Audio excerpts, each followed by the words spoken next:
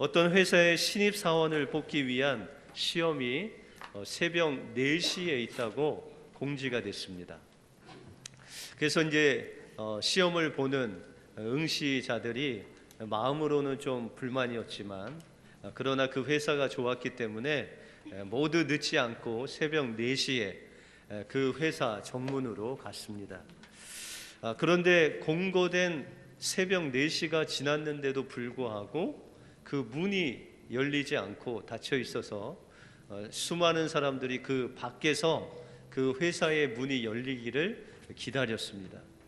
그래서 10분이 지나고 30분이 지나고 1시간이 지났는데도 열리지 않으니까 어떤 사람은 기다리다가 그냥 불만을 토해내고 가는 사람이 계속 생겼습니다. 1시간이 지나고 2시간이 지나고 한 5시간이 지나서야 오전 9시에 그 문이 열렸습니다. 화난 사람은 이미 다 가 있고 다 집으로 가버렸고 이제 남은 사람만 들어와서 면접 시험이 시작되었습니다. 그런데 그 면접 시험관이 응시자에게 묻는 질문이 가관이 아니었습니다. 어떤 질문이었냐면 한국의 수도는 어디입니까? 손가락은 몇 개입니까? 이 얼토당토하지 않는 우리나라 대통령 이름이 무엇입니까? 그냥 초등학생도 알 질문을 그냥 거침없이 하는 겁니다. 그래서 어떤 사람은 그냥 비웃으면서 성의 없이 대답한 사람도 있고 이게 질문이야 나를 놀리는 거야 하면서 그냥 뛰쳐나간 사람도 있었습니다. 그런데 며칠이 지난 후에 단 몇 명에게만 합격 통지서가 보내졌습니다. 그리고 그 내용은 이랬습니다. 저희 회사 입사 시험에 합격하신 당신을 축하드립니다. 당신은 몇 가지 테스트에서 좋은 성적을 얻었습니다. 첫 번째, 당신은 시간을 잘 지키셨습니다. 새벽 4시 정각에 도착하신 것을 우리가 CCTV를 통해서 보았습니다. 둘째, 당신은 인내심이 있었습니다. 5시간을 잘 인내하며 기다리신 것을 저희가 확인을 했습니다. 마지막으로 당신은 평범하고 어쩌면 짜증날지 모르는 질문에 성실하고 아주 온화하게 대답을 하심으로 당신의 인성이 어떤지도 알게 되었습니다. 그러므로 당신은 저희 회사에서 요구하는 시간 지키기, 오래 견디기, 원만한 성품, 이 3가지 선발 기준에 모두 합격 점수를 얻었기에 귀하를 본사에 채용하기로 하였습니다. 라고 합격 통지서를 보냈습니다. 보통 회사는 흔히 우리가 이야기하는 스펙을 보고 사람을 뽑는데 이 회사는 그 사람의 인간 됨됨이를 보고 뽑았다는 것입니다. 때때로 하나님도 우리에게 이런 테스트를 합니다. 우리에게 문제를 주시고 그것을 어떻게 해결하시는지를 본다는 것입니다. 그것을 우리의 이성으로 해결하는지 아니면 믿음으로 해결하는지 그 믿음을 보시려고 때때로 우리를 시험하실 때가 있다는 것입니다. 어떠한 문제에도 하나님이 우리를 시험하실 때 믿음으로 답하심으로 주님의 시험에 합격하시는 여러분들의 삶이 되시길 바랍니다.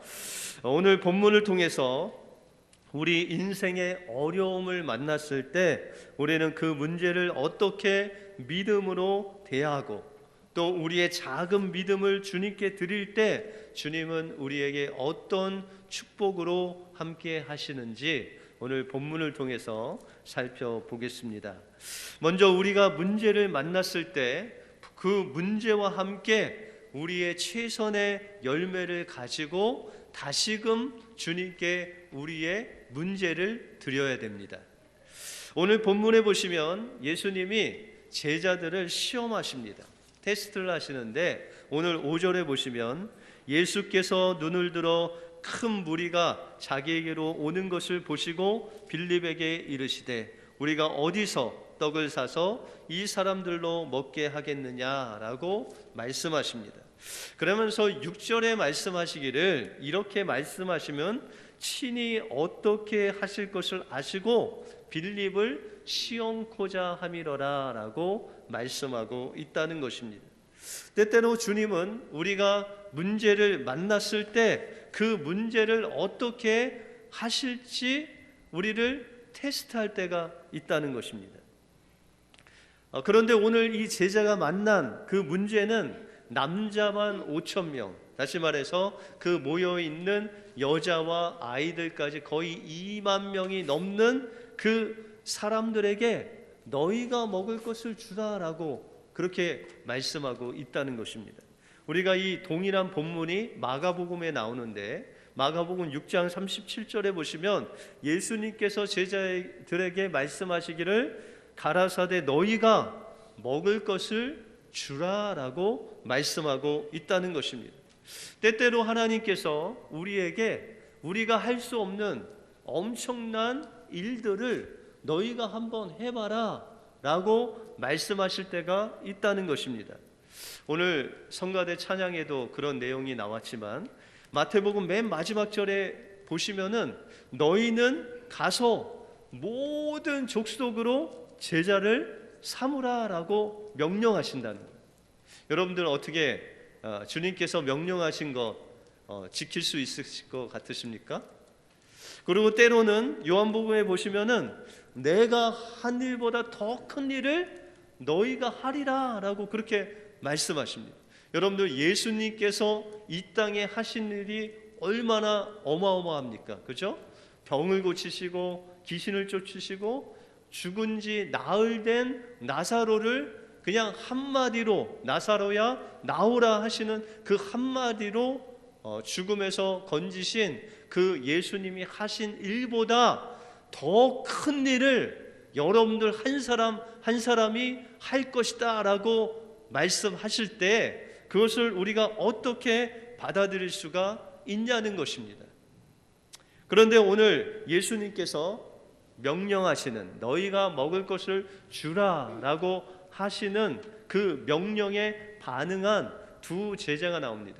먼저 빌립은 머리가 아주 비상하고 계산이 빨랐습니다. 여러분들 이 빌립이라는 이름은 헬라어식 이름이라고 그랬죠.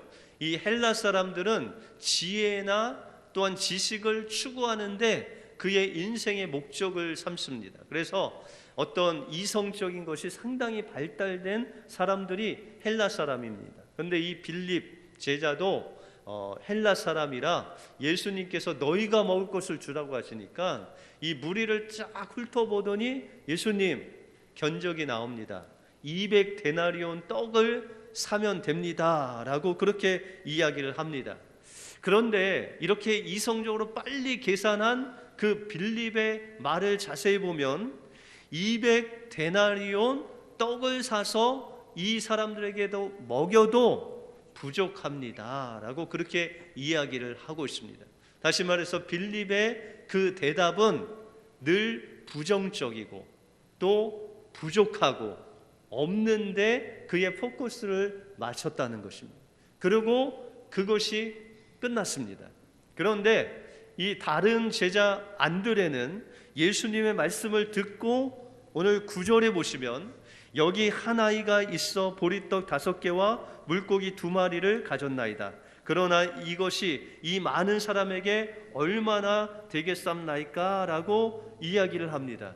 여러분들 안드레에게 예수님이 너희가 먹을 것을 주라 라고 했을 때 이 안드레가 예수님께서 명령하신 그 명령을 지키기 위해서 그 2만 명이 되는 그 무리를 돌아다니면서 자기 때에는 최선을 다했습니다. 뭐 하려고 최선을 다했죠?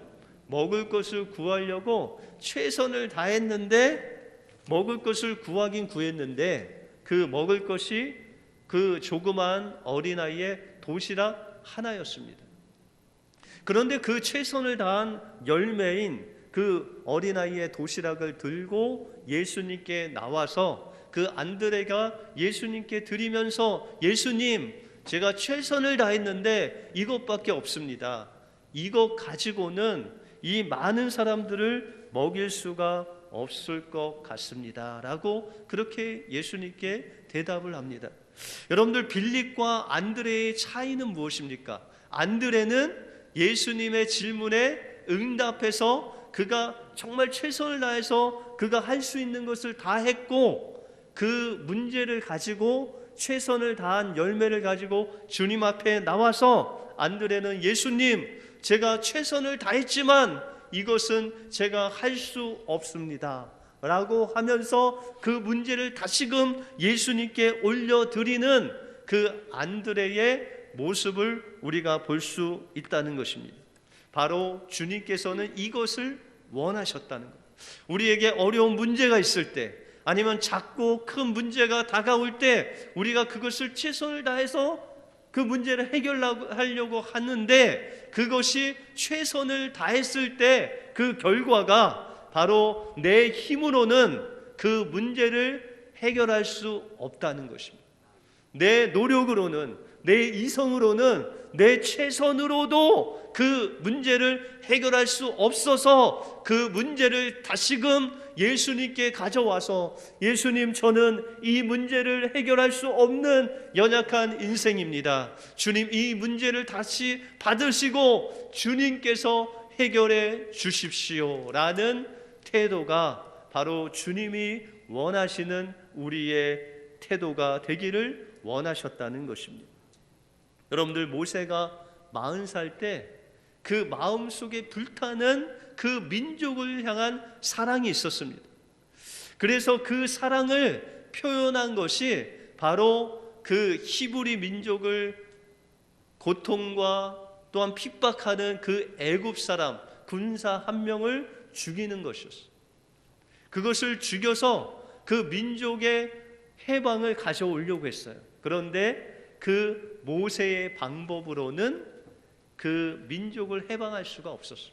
그래서 그 다음날 자신의 민족이 서로 싸우는 것을 보고 그것을 중재하려고 했을 때 그 히브리 중에 한 사람이 모세가 어제 애국 군사를 죽인 것을 말해버립니다. 다시 말해서 그가 애국 군사를 죽인 것이 탄로가 나자 이제 그는 그가 쌓아놨던 그 40년의 그 모든 것을 잃어버리고 광야로 도망하는 도망자가 되었다는 것입니다. 그는 그 누구보다도 언변에 능했습니다. 애굽 말을 다른 어떤 사람보다도 고급스러운 언어를 사용해서 애굽 말을 할 수 있는 사람이었습니다. 또한 누구와 싸워도 능히 이길 수 있는 그런 싸움 훈련도 받은 사람이었습니다. 또한 애굽의 누구보다도 높은 그 왕자의 위치에 앉았던 사람이 바로 모세였습니다. 그런데 그가 그 40년 동안 그렇게 준비한 그 모든 것을 자신의 생각으로, 자신의 방법으로 그 문제를 해결하려고 했을 때 자기 가지고 있는 그 모든 것도 잃을 뿐만 아니라 그 문제도 해결하지 못했다는 것입니다. 그때 하나님께서는 그를 40년 동안 광야에서 훈련을 시키십니다. 어떤 훈련을 시키셨을까요? 그의 힘을 빼는 겁니다. 자신의 힘으로는 이 문제를 할 수 없고 또한 최선을 다한다고 해도 자신의 힘으로 할 수 없음을 깨달게 하시기 위해서 주님께서 40년 동안 그를 광야에서 훈련을 시킵니다. 그리고 그 모세를 부르십니다. 그때 이 모세는 주님께 이렇게 고백합니다. 하나님, 저는 입이 뻣뻣하여 애굽 말을 할 수가 없습니다. 이제 이 모세가 40년 동안 광야 생활을 하다 보니까 그렇게 능숙했던 애굽의 언어를 다 까먹었어요. 그래서 이제는 입술이 뻣뻣해서 내가 애굽 말도 할 수 없고, 또한 제가 누구간데 바로에게 가며 내가 누구간데 이스라엘을 애굽에서 인도하겠습니까? 저는 그럴 능력이 없습니다. 그러면서 하나님 앞에 고백하기를, 주님, 보낼 만할 자를 보내소서라고 자신에게 그 능력이 없음을 철저하게 하나님 앞에 고백할 때 하나님께서 그에게 말씀하시기를, 내가 정녕 너와 함께하리라. 다시 말해서 모든 족속에게 주님의 복음을 전하라고 말씀하신 주님이 우리 찬양대가 찬양한 것 같이 내가 너와 세상 끝날까지 함께 있으리라는 정답을 주셨다는 거예요. 모세에게도 정답은, 그 문제를 풀을 수 있는 정답은 바로 내가 정녕 너와 함께 있으리라 라는 주님이 동행하신다는 정답이었습니다.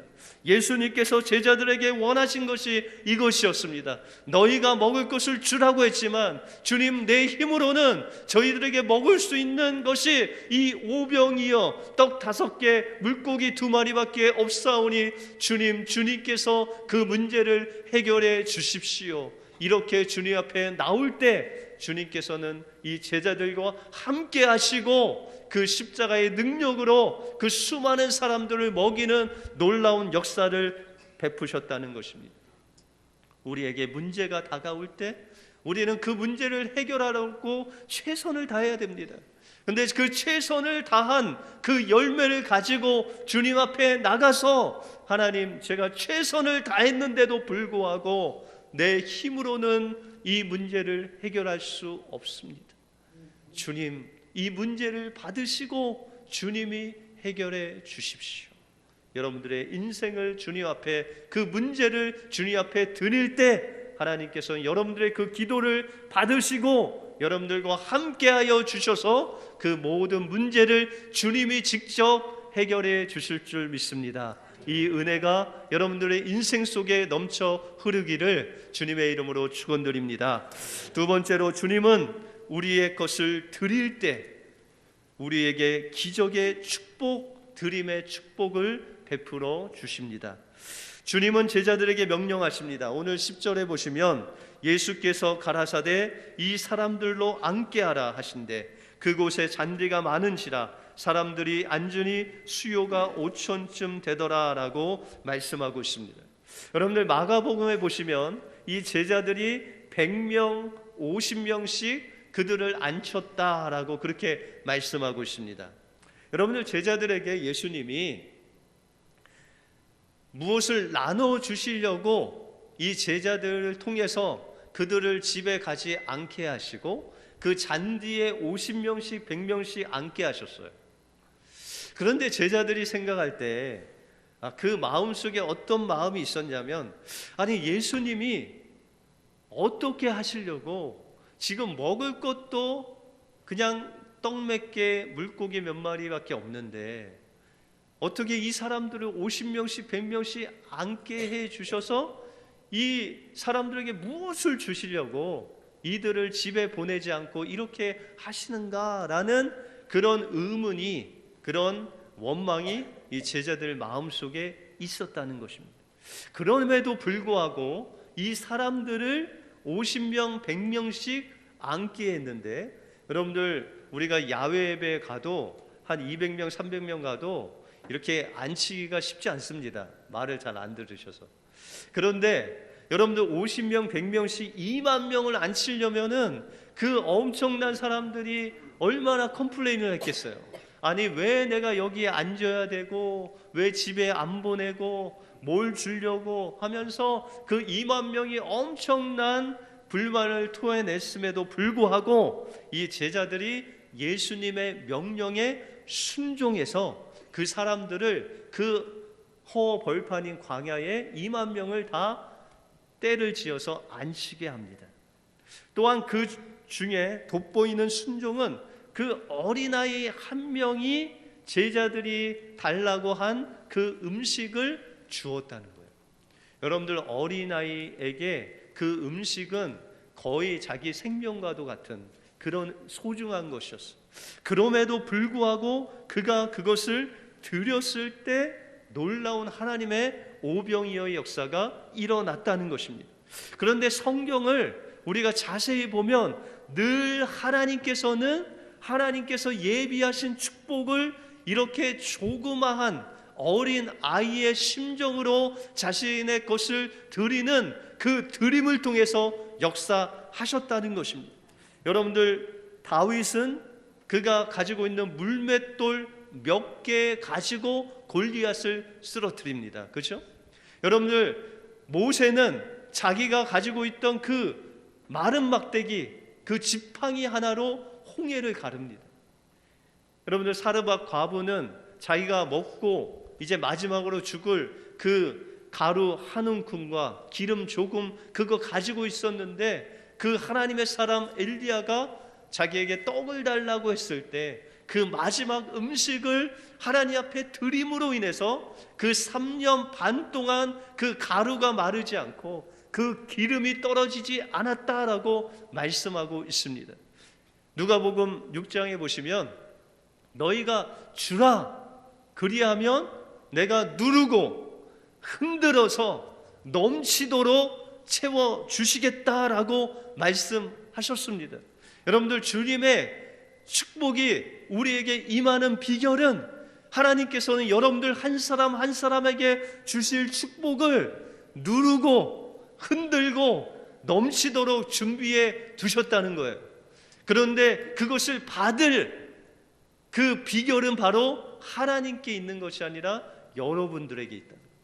여러분들이 어떻게 하시면요? 주시면, 주라 했을 때 여러분들 것을 주면, 하나님, 제가 먹고 죽을 것도 없습니다. 사르밧 과부가 그러지 않았겠습니까? 그런데 그것을 주라는 거예요.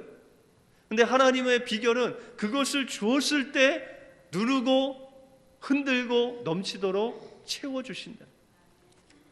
원종수 권사라는 유명한 의사분이 계십니다. 여기서 권사라고 했을 때는 감리교에서 권사이기 때문에 여성분이 아니라 남성분입니다. 근데 이 원종수 권사라는 분의 그 가정은 그 아버님을 아주 일찍 여의시고 그 어머니 혼자 아이들을 키우는 그런 가난한 곳에서 태어났습니다. 근데 그 어머니가 정말 신앙이 좋으셔서 매일 새벽마다 이 아들을 데리고 새벽 기도를 가시는 그런 분이셨어요. 그런데 이 어머니가 그 새벽 기도가 끝나고 그 대정역을 지나는 그곳에 늘 눈에 밟히던 할아버지 한 분이 계셨습니다. 그 할아버지는 눈이 잘 안 보이셨고 늘 그곳에 정말 허르스름하게 옷을 입고 구걸을 하는 그런 할아버지였습니다. 그런데 어느 날 아주 추운 겨울에 그 어머니가 집에 그 할아버지를 모시고 오십니다. 그러면서 그 종수에게, 어린 종수에게, 종수야, 너 할아버지 목욕시키는 거 도와드려라 라고 그렇게 이야기를 하는 것입니다. 이 종수는, 어린 종수는 어머니에게 좀 불평을 토하고 싶었지만 그러나 어머니에게 맞을까봐 그냥 한마디도 못하고 그냥 그 할아버지의 옷을 벗겨야 되는데 그 옷에서 그냥 오줌 냄새, 변 냄새, 엄청난 냄새가 풍기고 그 옷도 그런 찌든 때와 변과 오줌과 뭐 여러 가지가 섞여서 갑옷이 돼 있었어요. 그래서 그 어린 종수는 막대기 2개로 그 옷을 이렇게 벌리면서 겨우겨우 그 옷을 벗겨드렸어요. 그런데 그 갑옷 속에는 또 다른 갑옷이 있었어요. 때가 너무나도 이게 찌들어갖고 그냥 딱딱하게 굳어 있는 거를 손으로 기스를 내서 이렇게 뜯어야 되는, 때를 뜯어야 되는 그런 일이 있었습니다. 그래서 종수가 이제 할아버지의 목욕을 다 시키고 나서 이제 옷을 드려야 되는데 옷이 없었어요. 그랬더니 어머니가 이 종수에게 있는 가장 소중한 내복 한 벌이 있었는데 그것을 할아버지에게 드리라는 거예요. 속으로 아니 이 내복은 나의 하나밖에 없는 내복인데 하면서도 혼날까봐 할아버지한테 입혀드리고 또한 담요 하나를 돌돌 이렇게 묶여드렸습니다. 그런데 이제 목욕을 하고 난 그 할아버지가 배가 고프신 거예요. 그러니까 엄마가 종수에게 이야기하기를 이제 그 추운 겨울에 배추 농사, 이제 무농사하러 다 이제 추수를 한 그 밭에는 그 배춧잎 또한 무 이렇게 줄거리가 떨어져 있는데 그것을 주워오라는 거예요. 그 한겨울에. 그래서 종수가 나가서 그 밭을 그냥 다니면서 그 배춧잎, 그 무 줄거리를 주워다가 이제 냄비, 큰 냄비에 그걸 넣고 또한 물을 넣고 마지막 남은 보리쌀 한 움큼을 넣고 그냥 푹푹 끓여서 보리죽을 만들었대요. 그래서 그 할아버지에게 그것을 드렸는데 한 그릇을 뚝딱 치우시더니 좀 더 달라는 눈빛으로 어머니를 보셨대요. 그래서 어머니가 한 그릇 더 갖다 드려요. 한 그릇 더 드렸는데도 부족하셔서 결국 세 그릇을 다 드시고 그 조금 남은 그 죽으로 그 종수의 배를, 허기진 배를 달랬다고 합니다. 그런데 그렇게 그 할아버지가 겨울이 지나고 그 할아버지 떠나시고 그 할아버지에 대해서 까맣게 잃어버렸는데 그 종수가 새벽 예배에 엄마하고 나가서 비몽사몽간에 하나님을 보게 됐습니다. 근데 하나님께서 종수야 종수야 부르시더니 내가 내게 무엇을 주기를 원하느냐라고 말씀하셨대요. 그래서 하나님 돈 하려다가 주일학교 때 배웠던 그 솔로몬이 생각나서 하나님 그러면 저에게 지혜를 주세요 하고 마지막에 돈도 주세요 그랬대요.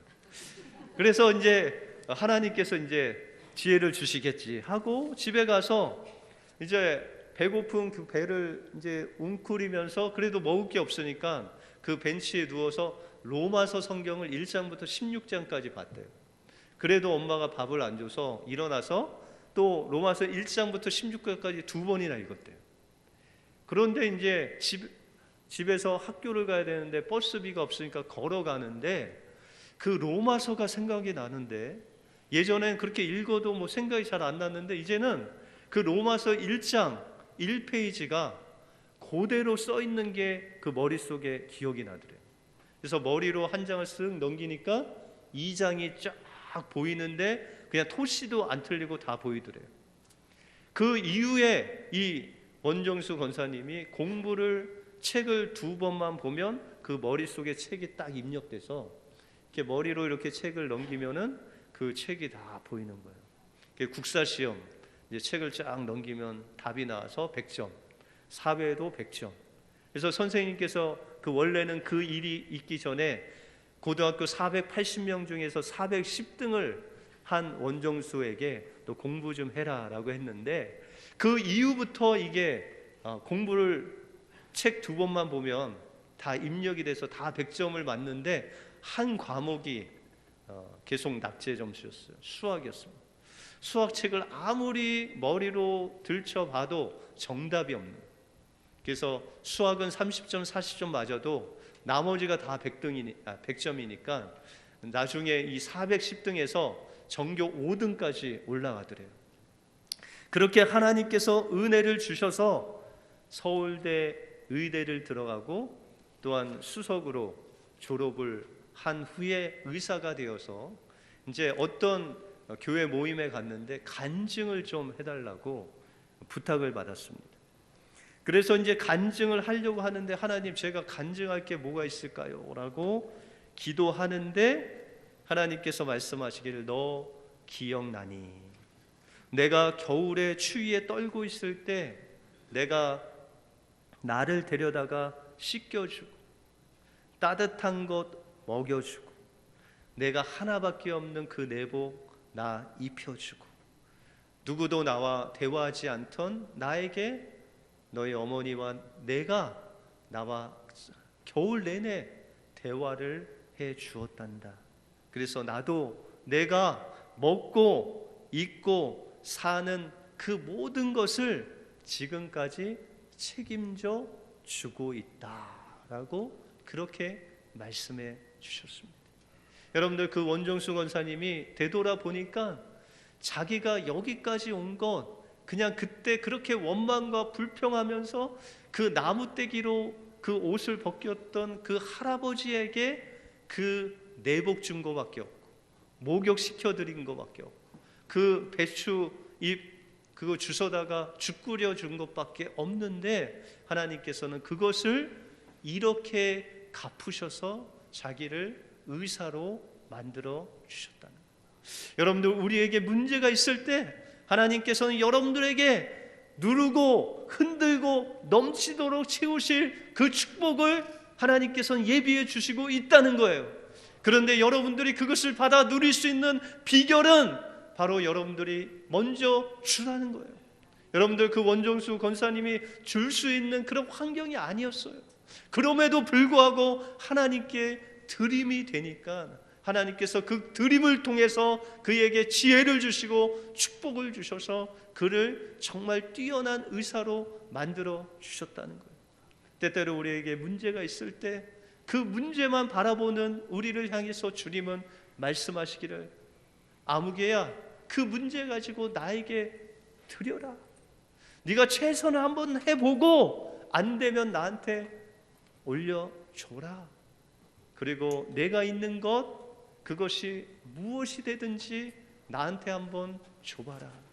이웃들에게 주어봐라. 그러면 내가 후히 누르고 흔들고 넘치도록 채워주시겠다고 말씀하십니다. 주님의 이 말씀 앞에 주님, 제가 순종하겠습니다, 아멘으로 화답하심으로 드림의 축복을 받아 누리시는 여러분들의 삶이 되시길 주님의 이름으로 축원드립니다. 기도하겠습니다.